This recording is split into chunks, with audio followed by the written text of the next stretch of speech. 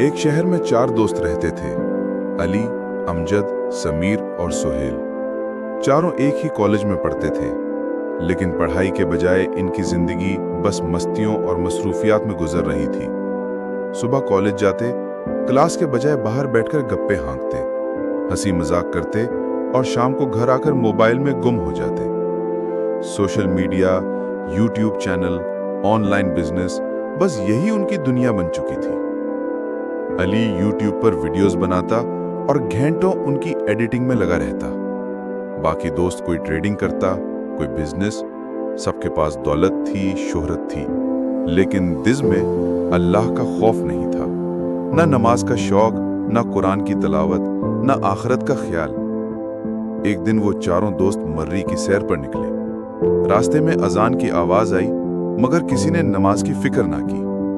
Hotel पहुंचे, खूब sorrow गुल किया, म्यूजिक चलाया, हंसी मजाक की और शाम को घर आकर मोबाइल में गुम हो गए। सुबह नाश्ता करते हुए अचानक एक बहुत जबरदस्त जल्जला आया। वो होटल जिसमें वो रह रहे थे, वो जमीन बोस हो गया। खुशकिस्मती से ये चारों बाहर बैठे थे, इसलिए बच गए, लेकिन इनका सारा सामान, गाड़ी, पैसे, सब कुछ तबाह हो गया। रोते रहे, परेशान होते रहे, मगर एहसास फिर भी ना आया। जब घर पहुंचे तो लोग इन्हें तसल्ली देते रहे कि ये अल्लाह की आजमाइश है, मगर हकीकत ये थी कि ये आजमाइश नहीं, अल्लाह की तरफ से वार्निंग थी, बेदारी की एक घंटी। जब कोई इंसान रब से दूर होने लगता है तो अल्लाह कभी उसके कारोबार, कभी सेहत, कभी माल में नुकसान देकर उसे जगाता है, लेकिन हम इसे आजमाइश का नाम देकर गफलत में ही रहते हैं। उनके दिल पर तब भी असर ना हुआ, फिर से वही पुरानी जिंदगी में लौट गए। ना नमाज, ना तलावत, बस दुनिया के पीछे भागते रहे। एक दिन कॉलेज में 3 दोस्त, अली, समीर, सुहेल, क्लास से निकलकर मस्ती करने चले गए, जबकि चौथा दोस्त अमजद क्लास में ही बैठा रहा। कुछ ही देर बाद शोर मच गया कि कॉलेज की एक इमारत से एक लड़के ने छलांग लगाकर खुदकशी कर ली। सब दौड़े और देखा तो वो अमजद था।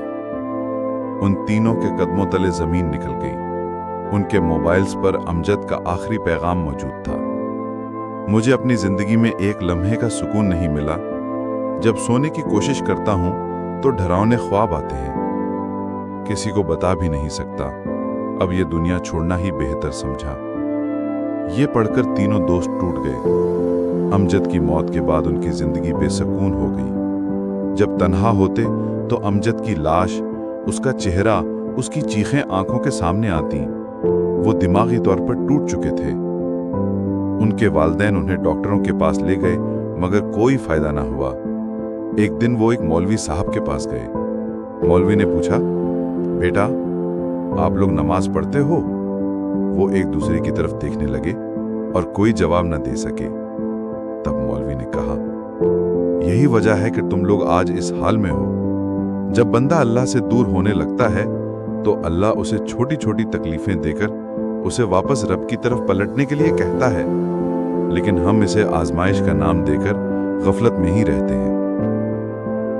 मौलवी साहब ने उनसे कहा, आजकल नौजवान Facebook, YouTube, WhatsApp, social media में इतने मगन हो चुके हैं कि अल्लाह को याद करने के लिए 1 मिनट भी नहीं निकालते। सारी रात मोबाइल पर लगे रहते हैं, लेकिन फजर की नमाज कज़ा हो जाती है। याद रखो, फजर की नमाज तो जंग में भी माफ नहीं होती। ये बातें सुनकर उनके दिल लरस गए, आंखों से आंसू बहने लगे। वो तीनों दोस्त सच्चे दिल से अल्लाह के हुजूर तौबा के लिए झुक गए।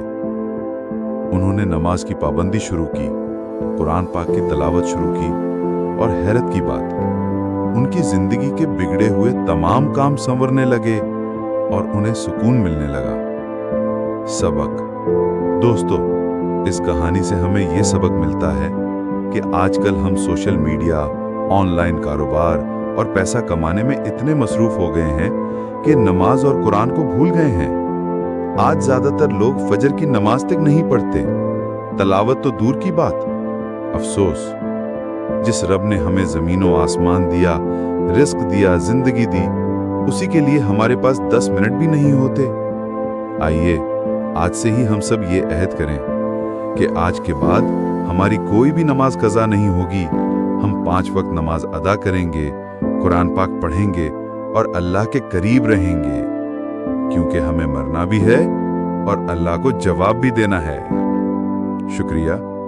اگر آپ کو یہ ویڈیو پسند آئی ہو تو لائک اور سبسکرائب ضرور کریں۔ اللہ ہمیں نیک عمل کرنے کی توفیق عطا فرمائے۔ آمین۔